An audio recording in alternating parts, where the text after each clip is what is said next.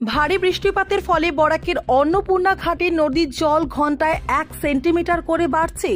বিপদ সীমার ওপর দিয়ে নদীর জল প্রবাহিত হচ্ছে। ভারী বৃষ্টিপাতের ফলে বরাকের অন্নপূর্ণা ঘাটের নদীর জল বিপদ সীমার উপর দিয়ে প্রবাহিত হচ্ছে।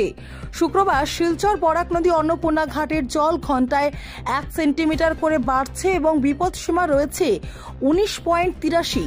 লক্ষ্মীপুরের বরাক নদীর জল বাড়ছে এবং ঝাটিঙ্গা নদীর জল কমছে। মধুরা নদীর জল স্থিতিশীল অবস্থায় আছে বলে জানিয়েছেন শিলচর অন্নপূর্ণা ঘাটের সেকশনাল অফিসার সুজিত দাস। এদিকে শিলচর অন্নপূর্ণা ঘাটের জল বাড়ায় ঘাটের আশেপাশে থাকা লোকেরা ঘর বাড়ি ছেড়ে অন্যত্র আশ্রয় নিয়েছেন বলে জানা যায়।